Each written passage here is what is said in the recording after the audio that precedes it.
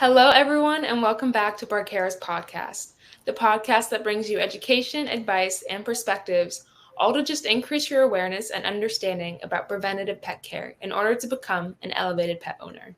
I'm your host, Elisa Van Dyke, and today I'm joined once again by Barbara, owner of the Cane Corso Puppy Training Club group on Facebook, and also Liz Robles, owner of the Cane Corso Rescue in Texas.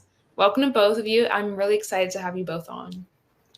Hi, I'm happy to be back. Thanks. Hi, guys. Good afternoon. Thanks for having me back on. Yeah, thank you both again for joining me. I'm super excited. Today, we're going to be analyzing the process behind bringing home a rescue, from being the first home as a foster to then the forever home as an adopter. I specifically want to begin by explaining to owners this journey through the eyes of a dog, especially the Cane Corso. I think you both have invaluable insight from not only your own animals and your own Cane Corsos, but also from aiding so many other owners through this process, which often entails some difficult moments. So why don't we just dive right in and start off with why this process is so important to understand? What does this process look like in the eyes of a dog going through a rescue moment, especially those who have those unique traits and tendencies like a Cane Corso? What does this emotional experience of being passed around from different homes and people entail? Yeah, from my experience working with pet owners in the veterinary field, it's a very stressful situation for the dogs and the owners in the first few weeks. Most people don't take this into consideration when bringing a dog into their home, let alone a Cane Corso who may be coming from a bad situation. If owners don't understand the breed, then things can go wrong pretty fast.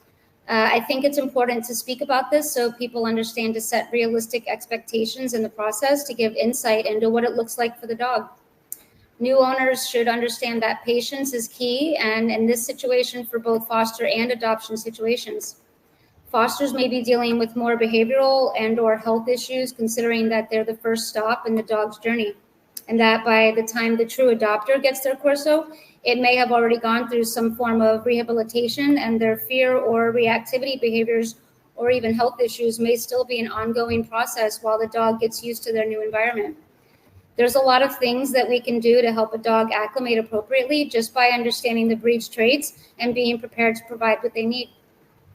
Of course, absolutely. I think people should expect some hiccups, and through having those expectations, they can then prepare themselves and their home properly to really support these dogs through quite a challenging time for them, both emotionally and physically. From a lot of new smells and sounds to just figuring out their position in a new pack. It's a lot to take in. Liz, what are some of the common behaviors that you prepare people for? With your experiences too, could you just provide some of the context behind those behaviors to just help people and future owners understand better and prepare? Yeah, absolutely. So it is very important, and I really stress to our families to know and understand that the initial few days of this process of the dog being moved up to the week is going to be a really, really big transition for the dog and the family. There's going to be hurdles to jump, obstacles to overcome, and lots of things to learn in that whole process. And during all of this, I just tell them it's a lot of patience, and not being worried about asking for help. Ask the community. We're here to support. But I also really try to make it very clear that I'm available, the CCR community is available, and we all kind of work through this together, right? But I will tell you, and all of us have been through it at least once, typically, right? So we've at least fostered or adopted or whatever. So we help each other out. So that's the main thing. It's just stressing to everyone that it's going to be hard the first few days, the first 3 days, the first week. It's going to be a little tricky. It gets better. I promise it gets better. But I mainly prepare our families to be pretty hands off in the beginning with the dog. It's kind of minimal. Everybody's kind of watching and learning and observing. So, the Corso needs time to decompress and observe how the family dynamics are. And that's really, really important. I also recommend crating, of course. We'll get more into that later.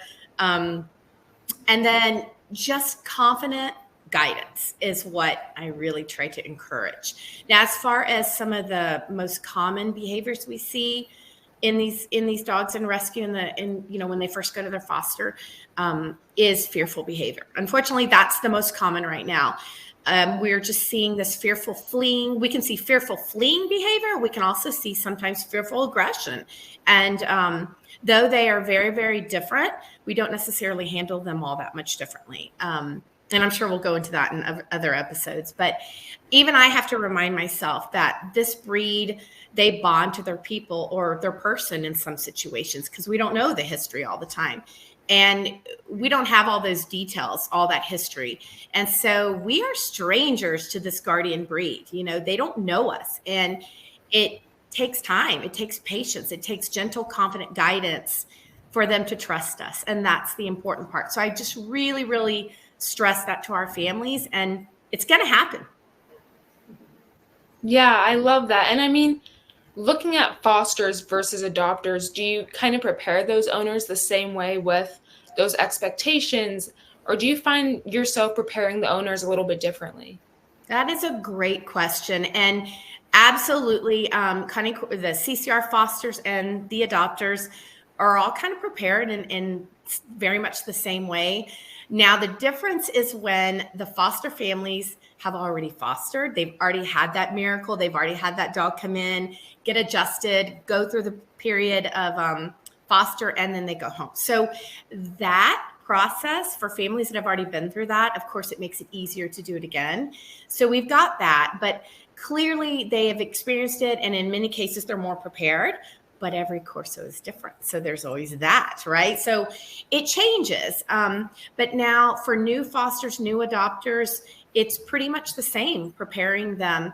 But honestly, when a Corso goes from a foster to an adopter, it's a lot easier than when they go from, say, the shelter, the negligent environment or the abusive environment or off the streets or whatever it may be. And then they go into foster. That is a much more difficult hurdle. So I would say in those cases, of course, the fosters need to be prepared a little bit more. But it also makes that next transition from foster to permanent so much easier and so much smoother. Yeah, I mean, I think overall for all dogs, especially just being a foster home, means you will have to be a lot more attentive, trying to understand the dog and help them to trust again and understand their history. I mean, being extremely patient through that rehabilitation process. And of course, adopters must understand that they also need to be attentive. They also need to be patient, especially in the beginning as the dog's experiencing yet another transition. But Barbara, do you mind explaining this in more detail regarding the Cane Corso specifically? Why is it so urgent that people educate themselves about this breed? And how can they prepare themselves before bringing the dog home? Yes, it's important to understand any dog breed's characteristics before considering bringing them into your home. There's a lot to consider with the dynamics in your lifestyle, and learning about a breed's unique characteristics, which makes a big difference in the expectations we can set. Dog breeds in general are broken up into different groups, and these breeds all have different traits within each group. The Cane Corso, specifically being a giant breed in the working group and having a guardian mindset, has very unique traits that require an invested handler with a deep understanding of their guardian behaviors. They need a lot of mental and physical stimulation every day to curb the common behavioral issues that dogs exhibit from lack of appropriate care. We can't just expect these dogs to lay around all day and not be bored. They have no choice but to find ways to release their pent-up energy. Unfortunately, that is where a lot of these owners are failing. Their problems stem from not understanding the breed's unique needs.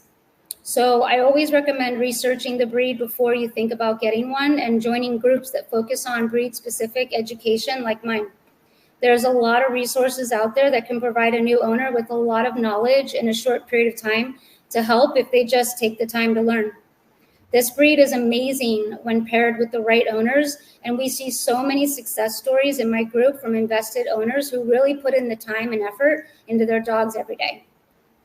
Yeah, I mean, I honestly think that your guys' insight today is just an amazing start for people when beginning the adoption and the foster process. I mean, we not only broke down the behavioral tendencies and obstacles, but we explained some of their context as well, especially regarding the Cane Corso. I do have a few more questions lined up for both of you regarding just some of the more physical tasks that need to be done both before and during the intake of a new dog to just complement this educational and expectations piece of preparing. So I think, though, that will be a perfect continuation for this episode. So thank you once again, guys, both for joining me. Yeah, thank you for having me. Thank you. It's always a pleasure. I enjoy it. Yeah, thank you for everyone as well for tuning in. If you all want to support Liz, check out her website at canecorsorescue.org. You can find all of the forms and information needed to start as either a foster home or future adopter today.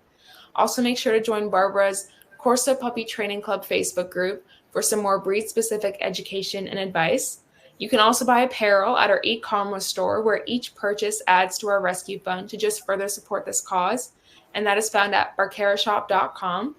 And make sure to share those links along with this episode to your fellow Cane Corso owners and enthusiasts. And make sure to tune back in for part 2.